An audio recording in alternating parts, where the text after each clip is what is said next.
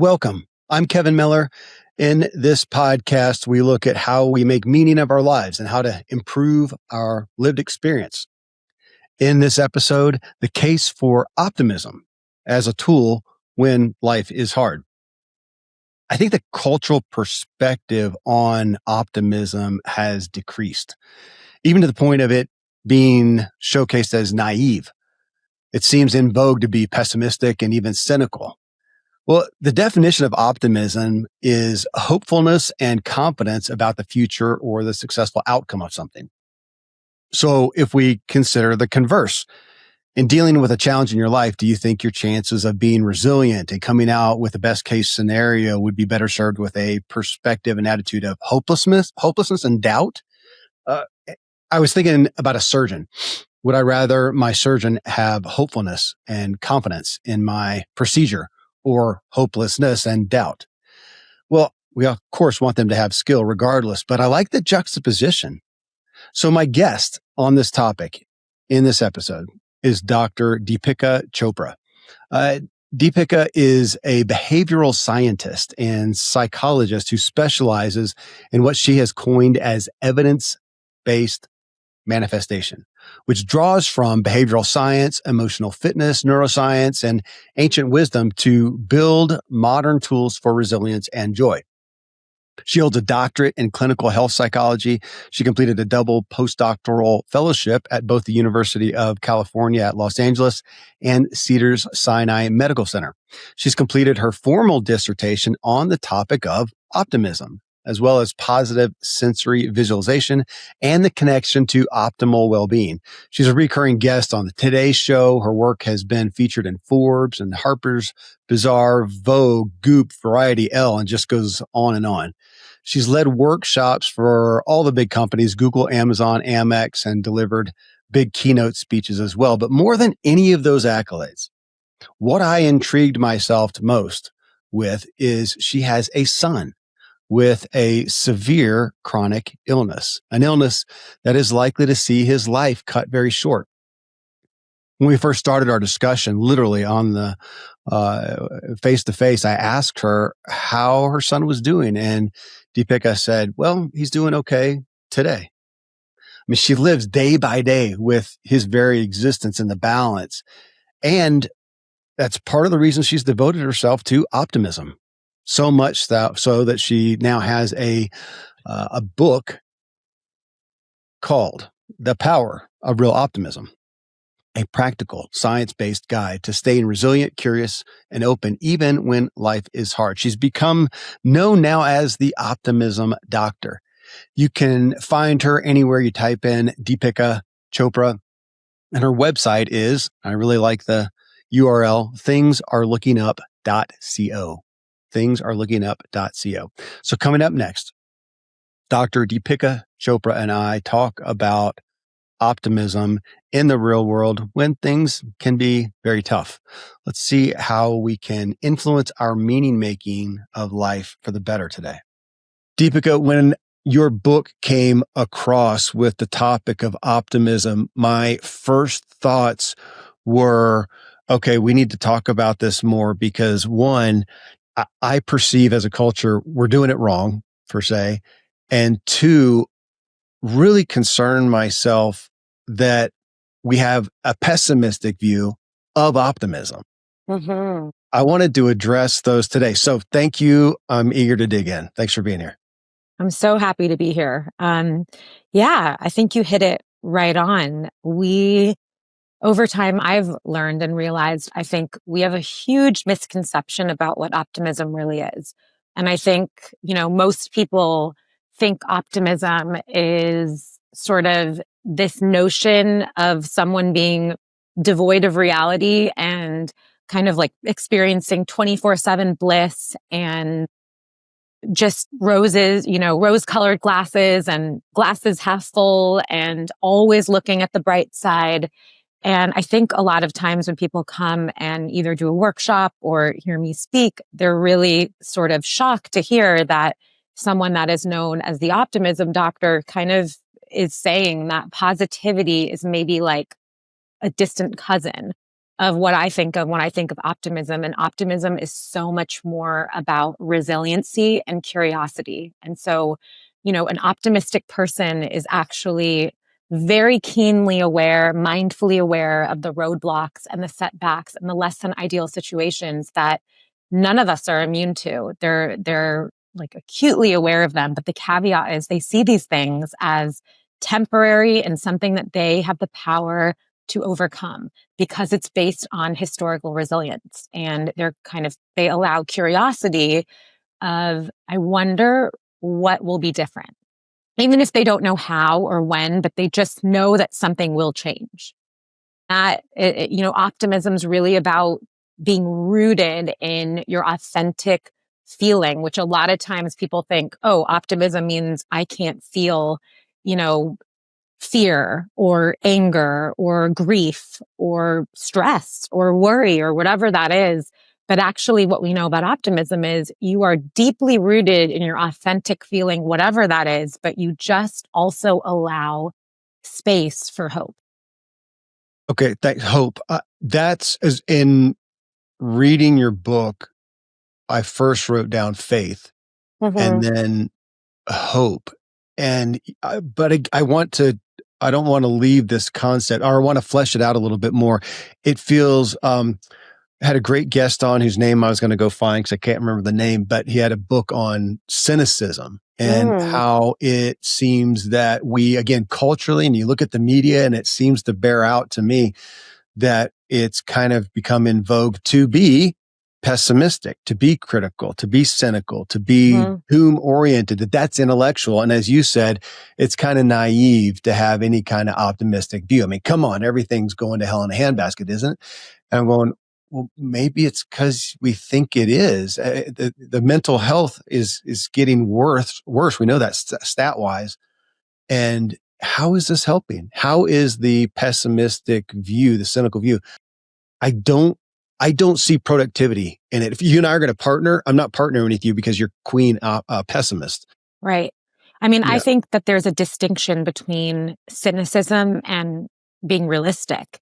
And so the true sort of definition that I like to work with in optimism and what I talk about in the book, I talk about this idea of real optimism.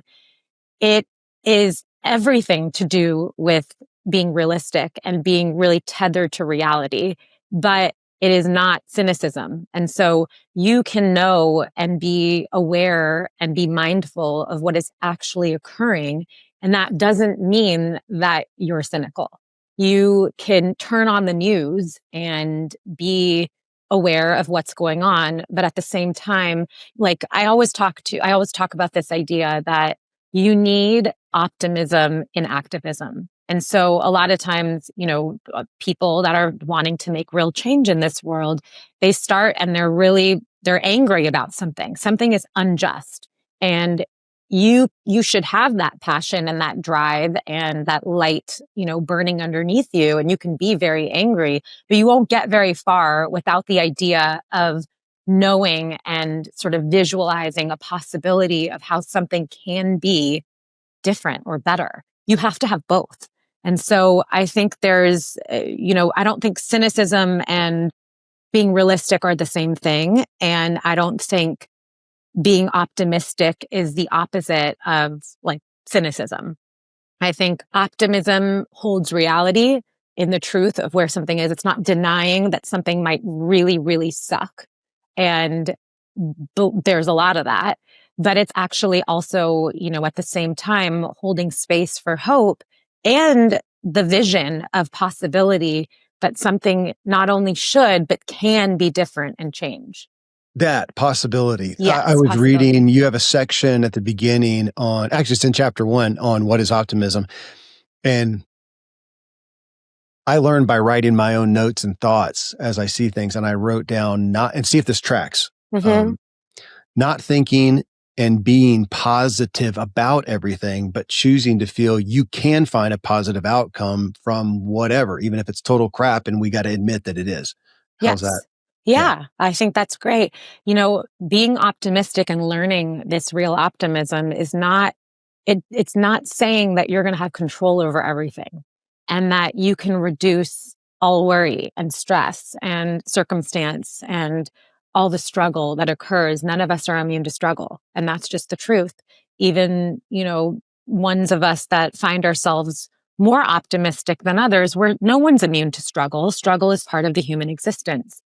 And so, you have to, this whole part of it, and I go back to the fact we talked about pessimism. And, from an evolutionary standpoint, we were sort of predisposed to be more pessimistic.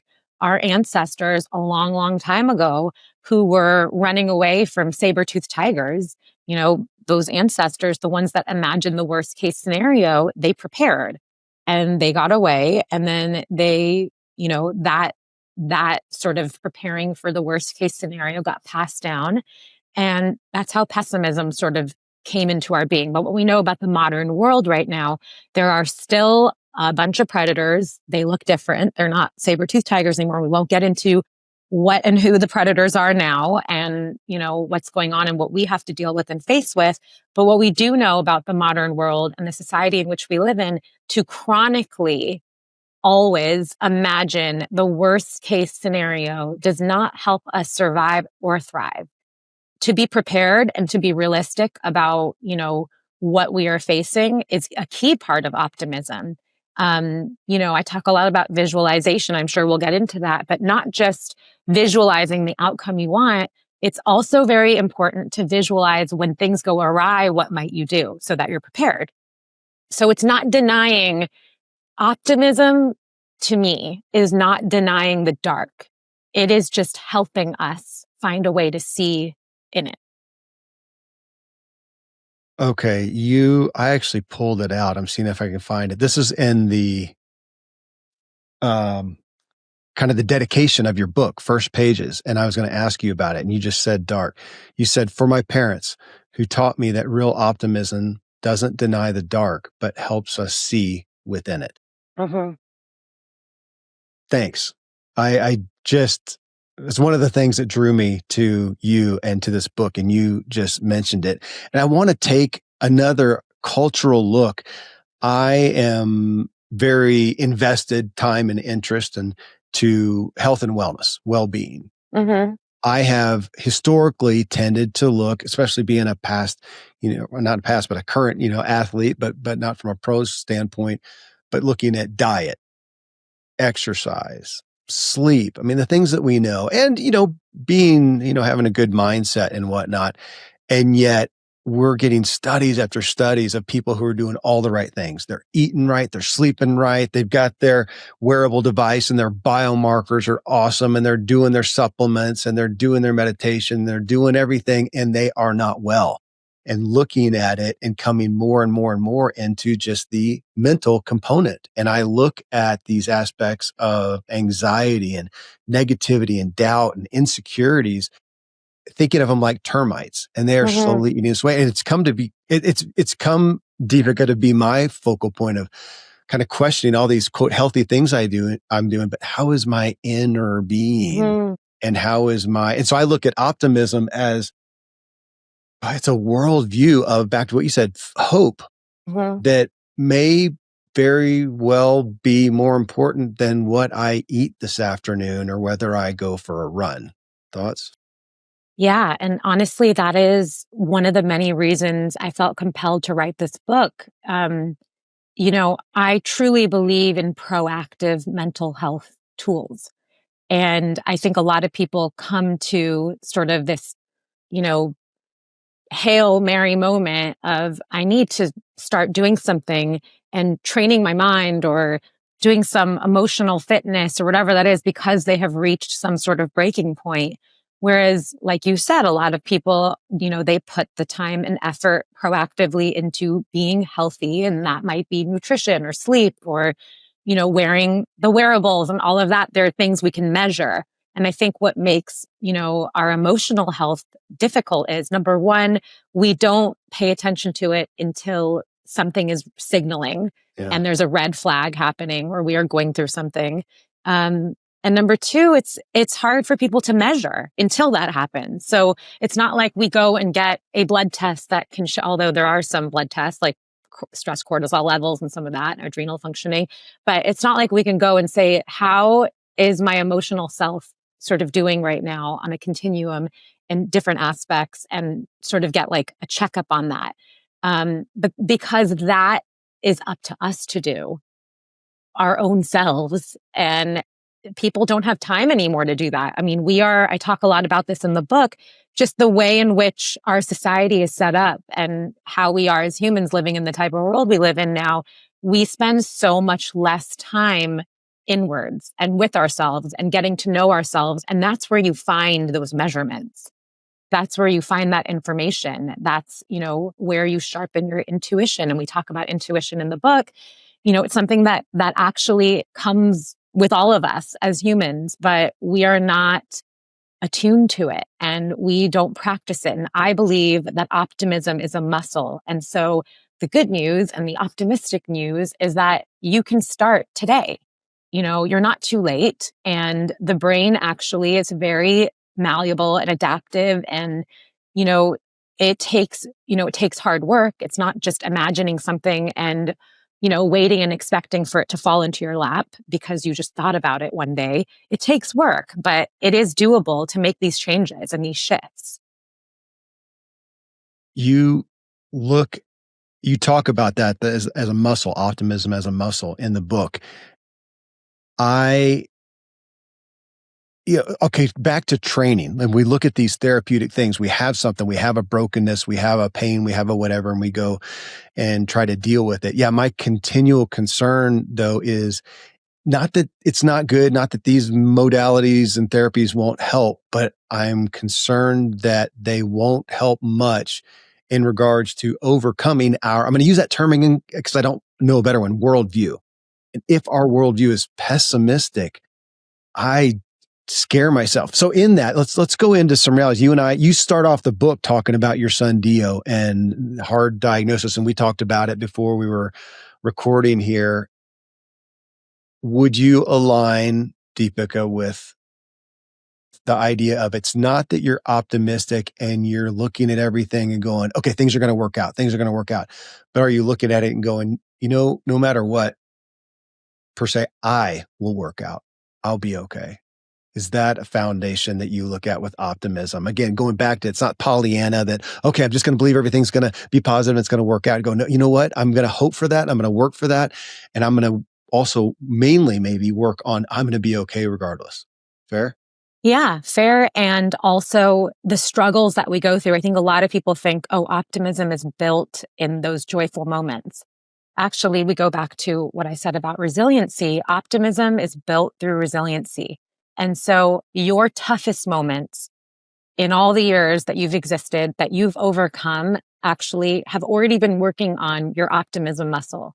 And so, yes, and I think another part of it is really bad things still happen to good people. And that was something that I had to really struggle with as a child. I was, and I still am, I feel like it's a double-edged sword, but one of my weaknesses was I was pretty obsessed with the idea of justice. Like when things were just not fair, and still now, it really, I would ruminate over that and it would actually deeply impact me, just derail me. And I had, and in this scenario, the ironic thing is I was writing this book, I was writing this manuscript on optimism and everything I've learned about it, personally, professionally, all the research out there. It's a culmination of, patient stories, all of that. And as I'm writing that, my, 2.5-year-old son was diagnosed out of nowhere with something really scary and severe. And my initial thought was I was so angry, and it brought up all my just feelings of how could this be happening? Why him? Why us? He's an innocent toddler. We are good people. We, do our part and more. And why is this happening? And I had to get to a place in order to heal. And I truly believe it now was, why not us? Why anybody? Why not us? And when I let go some of that, why us? Why is this me? Why is this happening to me? And I sort of was able to look at it why anybody?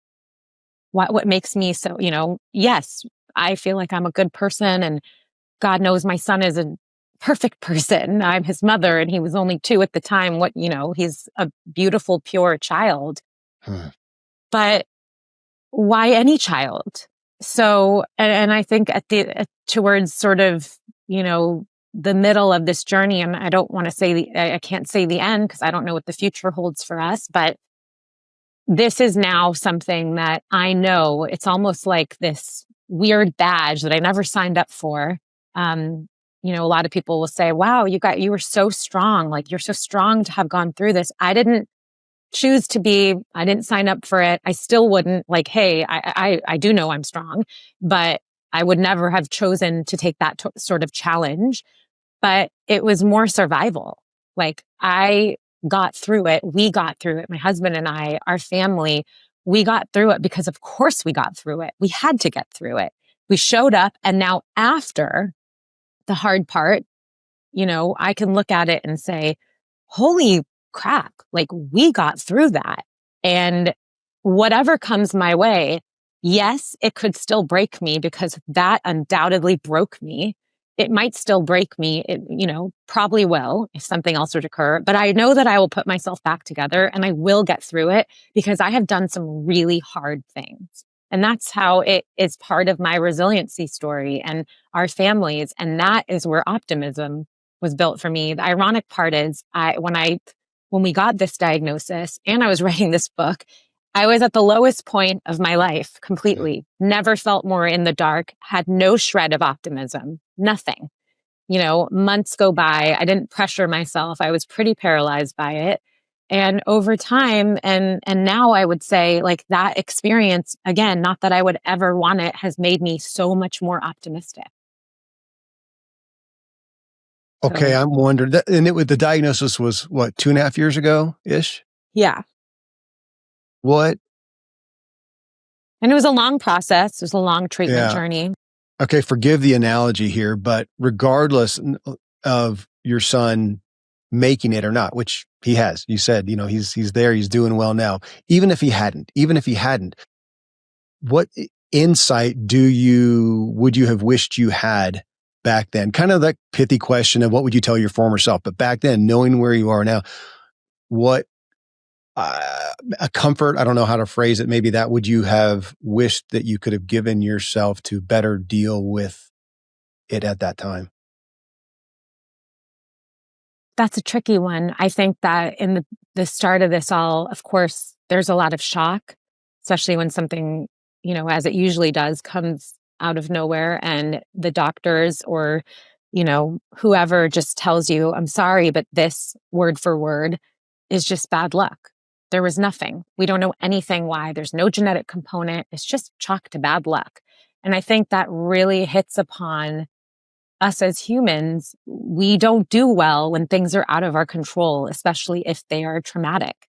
And you search, even now, there's times I rack my brain as to where were we during this time? What were we exposed to? Like, what could I have done? What did I give him? What did I not give him? Is there anything different between, my kids? And anytime he's got a little mark on him, I'm like, oh my gosh, what is that? Because we don't know, what comes next. But the first, few months of it, and probably more, it was such a struggle just to get through the start of treatment. And there were multiple times where I remember one in particular, it was our first treatment. I hid underneath the desk of my office, which is where I am right now. And I just cried in the floor. And I was like, I cannot do this. How can I do this for a whole year? I can't do this. Like, I give up.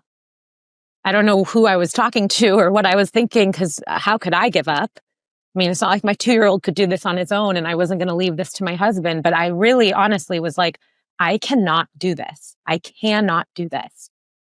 And I now know, of course, I can do this. And I'm not sure that that's the words I would tell me at that point, because I don't think you can ever be prepared for anything like this. I do know now, though, that feeling those feelings, maybe knowing and allowing myself to still feel that way if this were to occur again and be like, I can't do this. I don't want to do this. This is awful. But somewhere deep inside, I didn't have that knowing at that time that I know I will get through this. It's going to be tough to move back around there, but inside to truly, truly know that we will get through this. I didn't know that then. I really didn't. Deepika, you got a line that you wrote that I pulled out, and it says, the illusion of control was preferable to the reality of uncertainty. I was searching for anywhere when none existed. So back to that bad luck, because I'm sitting here, as I shared, having gone through some hard things with a child that we didn't know if they would make it, or if they did make it, if they would be dramatically impaired. Finding myself curious as you talk to that need to know why, even if the why was my fault. Right. Like I'm realizing that I hadn't thought about it till you're talking about it here, and them just saying, well, it's just bad luck, which is what we got too. They did a write-up on it at Vanderbilt Hospital. It was so weird. And I'm going, I would rather know. I hadn't thought about this, but I'm tempted to say I'd rather know, even if it was to say, Kevin, it's because you were doing too much cycling at the time and your body was depleted. Right. When you conceived of the kid, it caused a problem, and that's it. Right. Well, okay, at least we know. Why is that? So my fault would be better than not knowing, even though neither of them affect at all the outcome. Right. Yeah. Well, that is such a poignant point, and it really points to us as humans and the human existence. Of course, knowing, even if it was something that would grapple us because it was our fault or something we did, at least points you in a direction of control. I can do something differently. I can help teach why X, Y, and Z. I can take it, just knowing that there's an answer. Because what happens when something is completely out of control and there are no answers? What other questions without answers start to come up? And what can you really have faith in? And I think that's where it shakes you. At least if you know something, you can say, well, X plus Y equals Z. I know that now, and I won't do X in the future, or at least I know X plus Y equals Z. And so all these other questions I have, they're not starting to riddle me. When nothing makes sense and something can come out of nowhere and shatter you, then what else can come out of nowhere and shatter you? And I think that's the part that is scary for us as humans, to just accept that sometimes there is absolutely no explanation and really, really shitty things happen to good people. Okay, let's expound on that. I have the next book I want you to write, at least for me, I think. I had a couple times now Robert Waldinger on the show. Most people know him as the director at Harvard of the Grant Study and Happiness. His TED Talk on, I think it's A Good Life, has a zillion million, views and whatnot. I was asking him, just picking around his personal life and what he was doing and what he was going after. And he said, Kevin, he says, I still have achievements. I don't think he has any kids. And he just stays busy with his projects and his research and whatnot. And he says, man, I still have some things I really want to achieve. But at my age, I think he was maybe 60, 65. He's somewhere up there. He says, I'm much more interested in enjoying the path I'm on today than whether I achieve that goal or not. Now, I'm excited about it. I inspire myself about going after that thing, but I want to make sure that I'm enjoying today. Okay, that's what came to mind when you talked in your book about the movie you saw and that line, the end is none of your business. Because that is so counterintuitive, or countercultural, maybe. Countercultural. What do you mean the end? That's the whole point. That's the point. It's going to be the new year soon. We're supposed to do our goals. We're supposed to just do it and go after it and kill it and whatever. And what do you mean that the end is the point? Now, that's how I've lived my life a lot. And now going, okay, I still dig the end and what I'm going after, but the end is none of you. So I'm thinking of a book title. The end is none. I would buy that, and we'll have you do it in the show if you did. But the end is none of your business.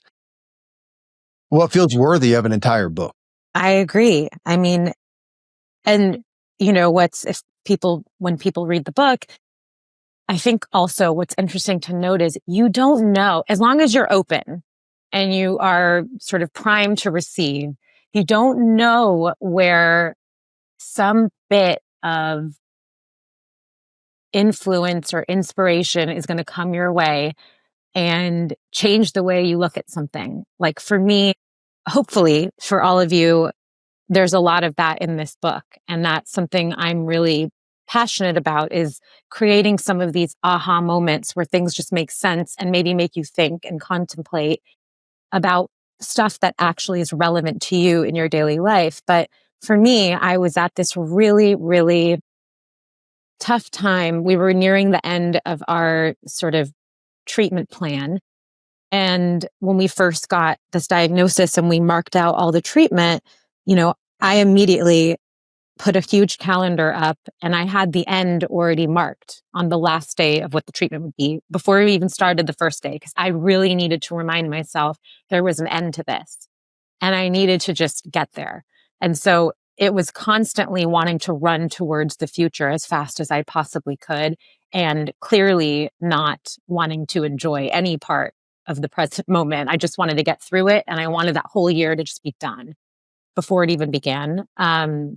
But the ironic part is, as I was nearing the last sort of treatment, sessions, I started to become increasingly more agitated and anxious, and like I wasn't sleeping. I was full of worry and I was feeling really out of control. And I asked myself, like, we're getting to the end of this. This is what I wanted. And I think a huge part of that was, while in some crazy weird way, while we were in treatment, even though I hated every moment of treatment, for us, it was on Tuesdays. Those were our big treatment days. I absolutely despised Tuesdays. And I, would work myself up all week for the Tuesday until I had to work myself up again for the next one, all the way into the treatment. I think I told myself that we were doing something. We were in control. We were fighting this thing. We were being looked at by the doctors, the specialists. We were doing something actionable and we were on a path. And then as the, end of the treatment started to become near, I think there was this fear, very, very huge fear of, how will we know? What are we doing? It's just going to sit there. What's going to sit? It just becomes this like uncertainty again. And it feels like too much and overwhelming. And I was watching this movie, which I don't even know how I chose or not chose to watch this movie. It was just somehow was recommended to me on Netflix or wherever it was. And again, it's not, I actually consider myself someone who, I love the medium of film. It's always sort of, music and film have been things that have always transcended me. And I love film. I wouldn't say this is like, some piece of art film, but funny enough and ironic enough, this film, for whatever it's worth, changed my life, and it still continues to. And there was a line in there, as you said, which spoke to me just exactly at that moment when I needed to hear it. And another funny part of it is, when I was writing the book and I was, describing how meaningful this one line in this, somewhat, kind of silly movie, changed everything for me. How I had actually heard it in my mind and had been using it was slightly different than what the character actually says. And I went back and looked at it, and when I was writing it to get it right, and I was like, wow, this whole time I've been telling myself this was the words. And so I guess I had put my own spin on it, and it's still something I hear in my mind and that I use. And basically, I won't say what I heard in my head. It's in the book, but I don't know if I'm allowed to use profanity on this podcast. Well, I like how you actually said it. And I also appreciate, I've seen I was probably a meme recently, and it was, here I live in the world of self-help books. And it was saying, you know what? Put the self-help book down and go read some fiction to really move your soul. Yes. Yeah. You know what's really interesting? I don't read self-help personally. I mean, of course, I'm inundated with, I read research studies and, I talk to humans, but I don't really read a lot of self-help books, but I do, when I have the time, which hasn't been much lately, love fiction. For me, it's more of a tool in getting lost in something and sort of experiencing magic and one of my favorite authors, does all of that and some. And it just reminds me right now that it's time to pick up a book again. Tell me the favorite author. Haruki Murakami. He wrote a book that I just love called Kafka on the Shore. And I read it in my late teens, early 20s, maybe. And I just remember it was the first time I ever read a book, which, by the way, now in retrospect, I think is prepared me in some ways for the feelings I feel as a parent. And I'm sure you can relate. But I read this book, and every page that I turned, I was so excited and anticipating what was going to happen on the next page. But I was like equally really sad that one page was already done, that I couldn't read again. And I feel that way about motherhood. Like, it's this really strange push and pull of, I'm so excited to watch my children grow and what's going to come next. But at the same time, I'm like very melancholy and mourning that, yesterday's already gone. And it's just this constant living in this liminal space of that. I got nothing to offer you. I've got a lot of kids, and How many kids do you have? 9. Wow. Okay. I thought so. I have 3 kids, and every time my husband travels for work, I call him up and I say, we have so many kids. And then when he comes back from work, I'm like, oh, you've got just the right amount. It's all 9. Wow. It's all relative. But, looking at them, I adore the older kids, that are in their mid 20s. I got one that's 30, and what? We started young, and oh my gosh. But love it. I love the relationships and be able to talk at this level. And I'm reveling in connection. I feel like the deepest connection ever. And for whatever, well, that's not true. There are some reasons, but I lament, I kind of grieve. I look at the pictures of them when they're little, and it's kind of going to break my heart. I know. Yeah. I'm on that journey as well. Yeah. I want to ask you though, Deepika, on this end is none of your business. I hadn't related it to this. Well, I love the story of the Chinese farmer. The one where, his horse runs away, and the townspeople say, oh, it's terrible. And he says, well, maybe. And then the next day the horse comes back and brings 7 wild horses. He's rich. And they're like, oh, that's awesome. Maybe. And then it keeps going with, what we would cite good and bad things. And I'm thinking in that, he wasn't pessimistic or negative about it, nor did he just give it positivity.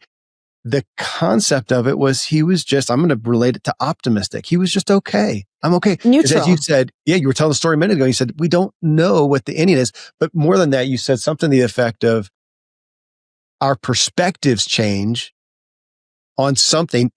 That thing is here, and yet our perspectives change and can be a totally different, good, bad, whatever to it. And it's in our heads. So we're back to, are we going to look at something? Are we helping things with a pessimistic view? Right.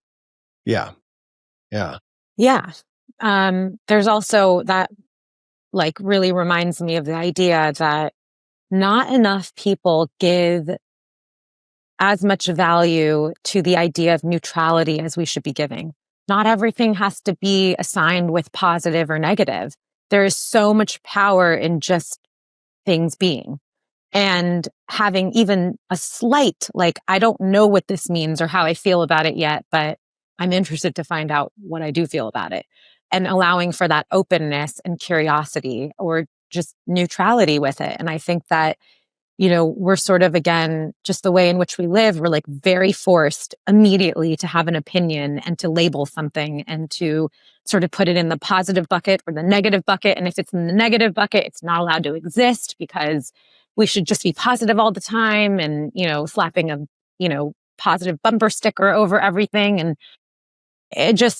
I think that we do ourselves a disservice. And I think we forget that we were actually built to experience the full range of human emotion. Like, that is what's normal. Of course, it can, tip over to a place where, something becomes chronic and pervasive, but we were meant to actually experience the whole range of emotion. And that includes the ones that don't feel good either. Okay, here's again another line out of your book. We have come to believe that the goal of mental health is to eliminate stress and conflict and try to be happy all the time. Okay, I'm the poster child for that. That was, God bless my parents, but that was the focus. They were really, self-help focused and positivity focused. And I'm so grateful for so much of that. I didn't come out of it with much of an ability or a willingness to consider the negative feelings. And now today we've got, it's the happy culture, happy, happy, happy, happy. And I'm looking at it, and we've got studies about it too, that when you really break it down and look at people's choices and their behavior, apparently we really don't place, I don't see that we place a premium on happy. And I find I'm more curious now with fulfillment. I want to be fulfilled and at peace. And that I found probably more traction in those areas by allowing myself to feel sad, to grieve, I was about to say to be weak. I mean, what's a better word? Vulnerable. Thank you. Vulnerable. Well, not have to be strong. Because that was my identity. I am Kevin, pro athlete, no excuses, no limits. I'm dad. I'm Superman. I'm God. I fix everything. No limits. Gosh, that sounds like overwhelming amount of pressure. It was exhausting, and it kept going until I couldn't keep it going. And now I look at it and go, oh my gosh, that's not. It was almost like happy. I got sick with happy. And now, is that fair? Is that track fulfilled? Yes. And I think we have to ask ourselves what fulfillment means. Like for me, I as well, like I don't chase the idea of happiness, or I try not to.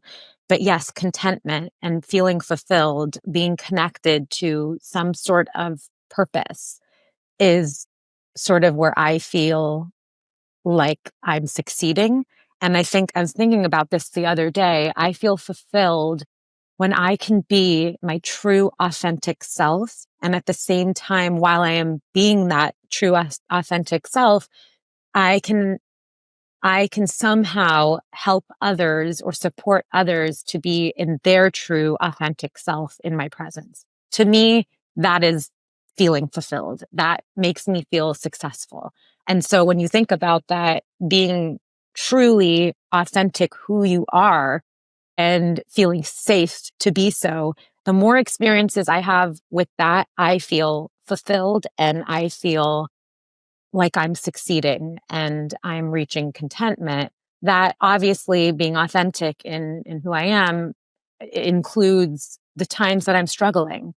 And I think we are, of course, even like that longitudinal study at Harvard showed, at the core of it, we're social animals.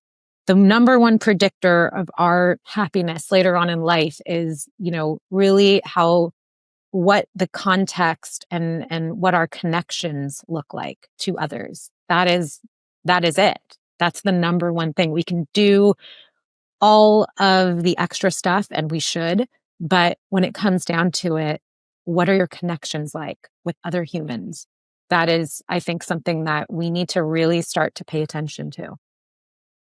That's primary focus of my work right now, is connections on that. I don't usually spend time reading your book as a guest, but I got so many lines, and I want to, just on what you said there, you have a line in there. You said, the way that we experience life depends on how we choose to view the world and our place in it. And I think that came right after a segment in the book where you talked about self-worth work. And so in what you just said, you mentioned being authentic and who I am. Tell me your thoughts on the correlation or even the ability to embody optimism in regards to self-worth. Well, the whole idea of self-worth work, I was practicing quote unquote therapy, but sort of doing it differently. And I didn't love the term therapy for what we were doing. It was different. And so I started to ask my clients or let them know, especially in our first sessions, we were doing something called self-worth work. if someone change is the hardest thing for any human, for all of us. We have that in common. It's the most constant, but it is the hardest thing for us to swallow, to take action towards. Change is hard for us. And so in order to make real change, you have to want something and understand why your life would be so much better and how specifically it would change if you had this one thing or changed this one thing more so than what you currently are doing or have today. And so knowing that why is important. And I think even further, you have to feel that you are worth it to put the work into.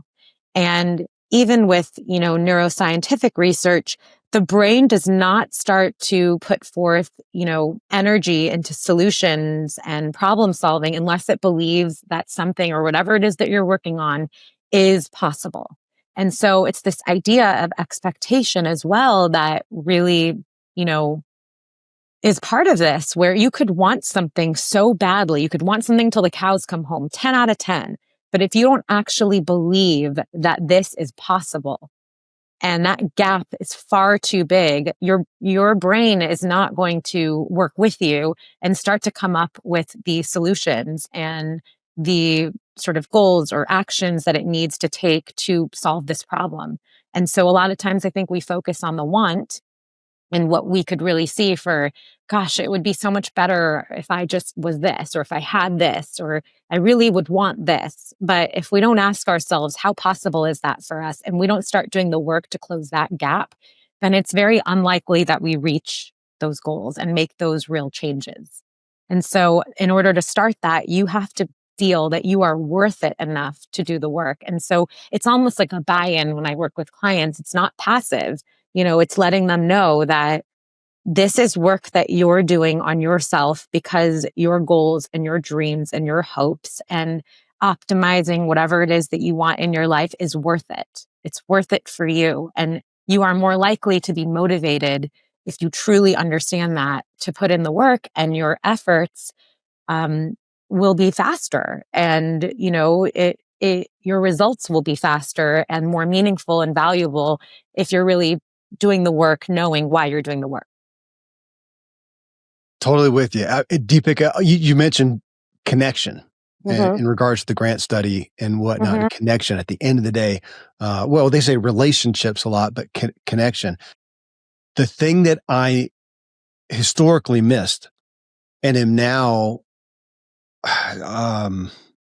feel like I'm different levels of enlightenment, literally. I mean, it feels like a spiritual occurrence of realizing, oh, wait, the first connection is with me. Back to self-work, self-worth and self-work. Yes. The first connection, I didn't get that. I thought I'm just a tool and I'm going to go out and externally that I do the work to connect, and realize, wait, I didn't know me. And now that I'm doing the work to connect with me, it feels like magic. The connections with people, from my kids to my friends to everyone, I sit back and realize what's going on, because I feel like I'm doing less. I'm just trying to be what you said, the authentic me, and understand me, be aware of my kind of metacognition, be aware of myself. And as I do that, it feels like everybody's attracted to me. The trust goes up, the interest in me.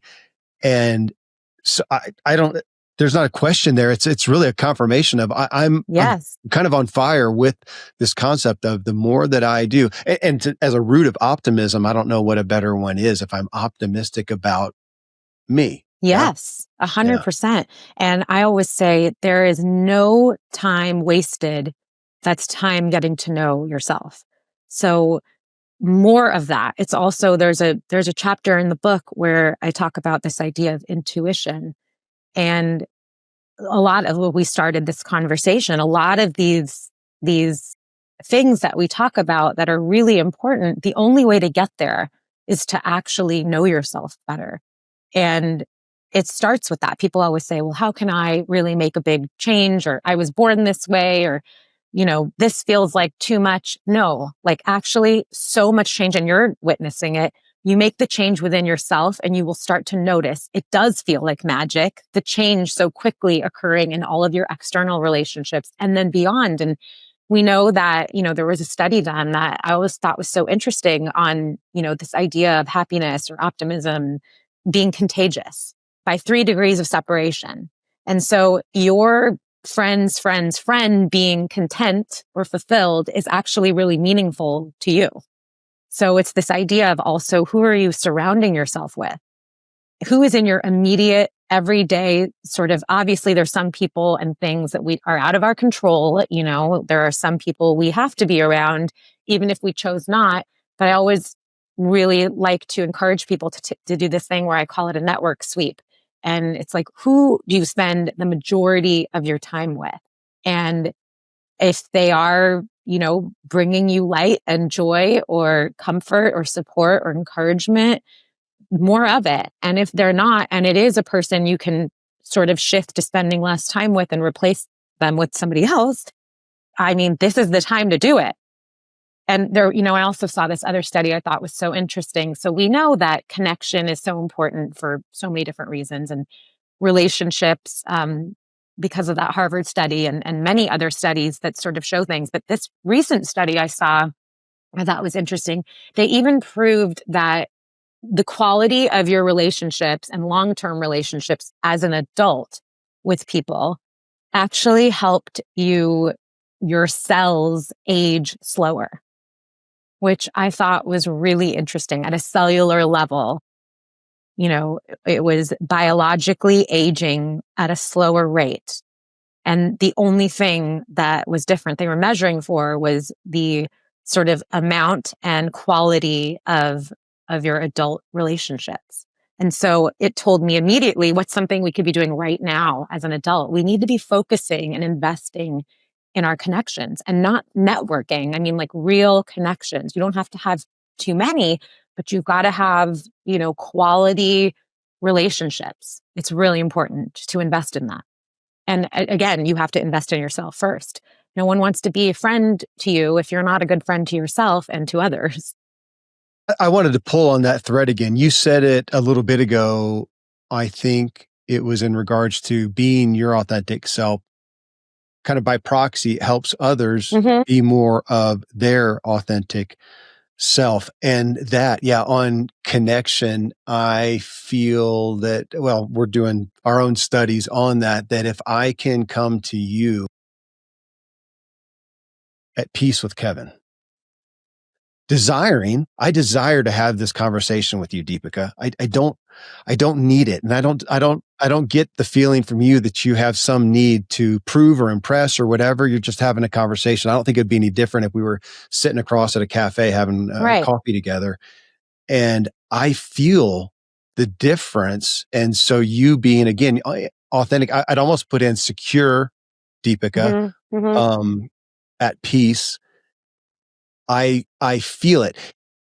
I want to ask you on that, and I meant to a little bit ago, that concept of inner peace. We're doing a lot of studies on that. How could you I want to have this great inner peace, and just sit here in the lotus position and levitate and be super peaceful. And yet when your kid's in the hospital, I don't know how to do that, but can I have the connection with self, have done the work on my own self-worth, on my optimism? Can I do that? And amidst that trauma, tragedy, kind of have hope and faith that I can have security. I can secure myself. In the moment, I may not feel peace, but I can secure myself. Nobody can. It's almost the Viktor Frankl concept. Nobody can take that away, no matter the circumstances. Right. That is what a quality I perceive from those who I experience as being at heart just optimistic people. How's that?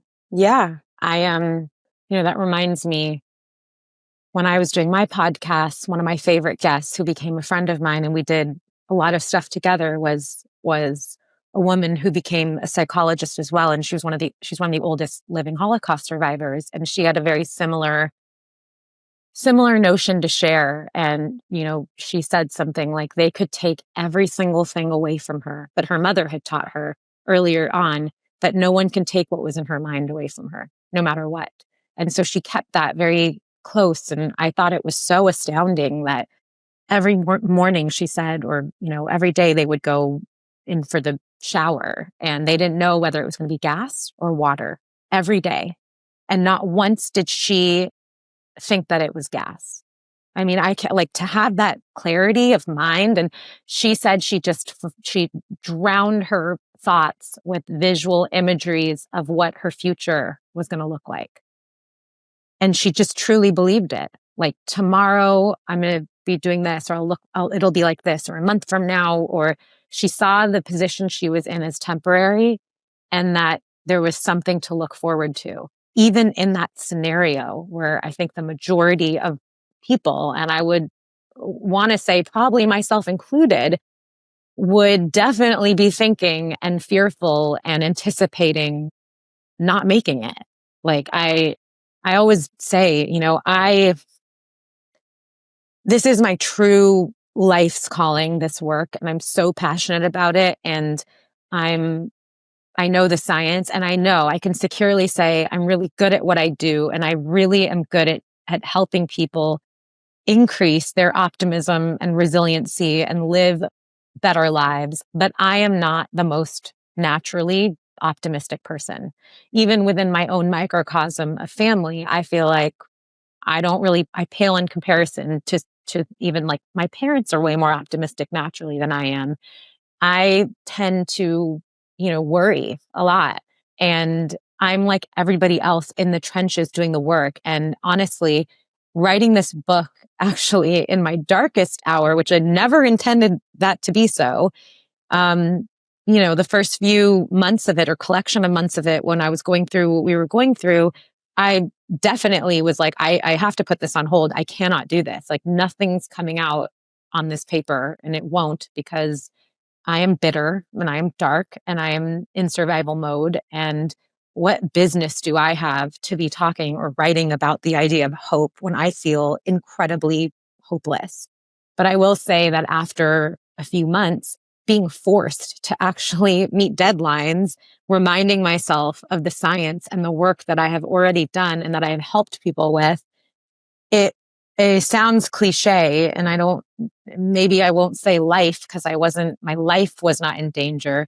But as the saying goes, writing this book truly saved my life. It saved my mind. It saved my heart. It saved my, emotional state. And because I was putting myself through the tools I knew, and the contemplations and the conversations and the thoughts and the rationalizations and all of it, and the research that I knew was there, but I couldn't access. And I would say, I still don't think, and I'm being realistic, that if something similar were to occur again in my life, I am not saying, and I can almost 100% say, I would not just be like, this is temporary and I'll get through this on day one. I'm a human. We are all human. And this is exactly what this book is supposed to impart. We don't have to take information like this and sort of regurgitate it into you should feel this, or textbook that. And, once you've gone through one thing or you've heard about something else, like, you're just going to slap something on it and just say, grit, carry on, carry through. I'll get through this. It'll be okay. We have to allow ourselves the space and the moments to go through the process of when you feel it's not going to be okay and it's not okay. And you have to feel those things to get to the place in where you do feel that you start to uncover the tools that you were already built with and remind yourself of in order to come out of it. Sometimes it's literally just survival. And it's your body turns on, your brain turns on, and you just go through it. Sometimes it's the tools, but you have to allow yourself that process. And nobody, again, I cannot say this enough, is immune to struggle and the process of having to overcome struggle. Like, you can't skip that part. I was thinking about that the other day, and it kind of goes along with, so the line in the movie is actually, the future is none of your business. But I kind of like how you heard it. We all hear it differently, as the end is none of your business, because I was thinking about it the other day.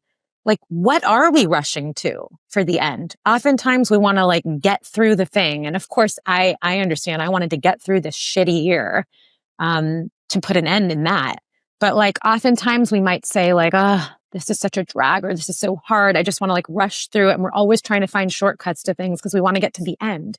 We want to sort of get to the result, and not to be sort of morbid in any way, but the end for all of us is death.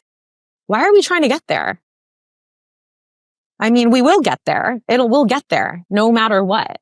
You know what I mean? Which I like when you said the end's none of your business. It's not our business. We will get there.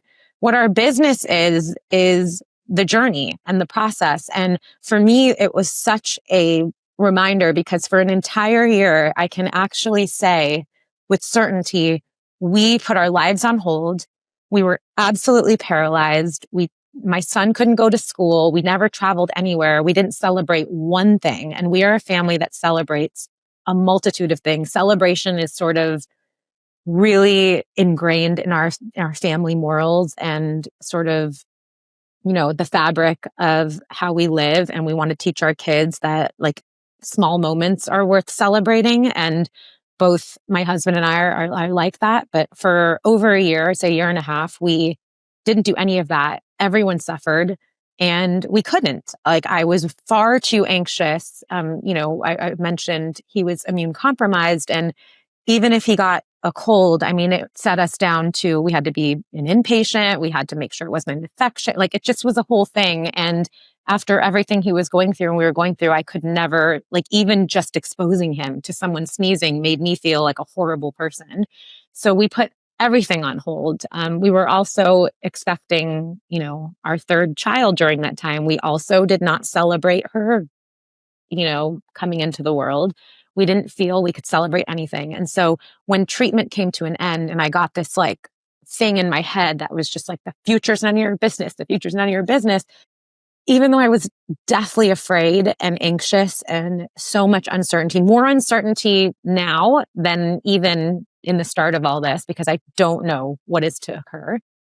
I immediately booked trips places. I planned parties. I started celebrating because we had gone a year and a half with no joy, no celebration. And who and why should we ever live like that any longer? And you don't know when something's going to come and shatter you. And so right now, that's why I said in the beginning of this, and you asked me how my son's doing, and I said, he's doing great right now. While everyone is great right now, we might as well do all the things, all of them. And what good is it to live in the fear and the anxiety of what could be? What could be is going to be, and it's going to come. And we will deal with it when we deal with it. That's how I am now. Right now in this moment, that's not happening. So I'm going to say yes to more stuff and not allow my brain, which it's very, very, very prone to doing, worry about what might come and spending the energy on preparing for something that hasn't happened yet. You've just, as you've talked, I just feel you in my heart. You're coming at this topic of optimism with your own struggles for optimism are what drew me to having you on the show. I experience you as very authentic and sober, just sober minded. And I don't experience that very often. And I appreciate the work that you're doing here. I am grateful that I alone have gotten to be exposed to the message and talk with you here.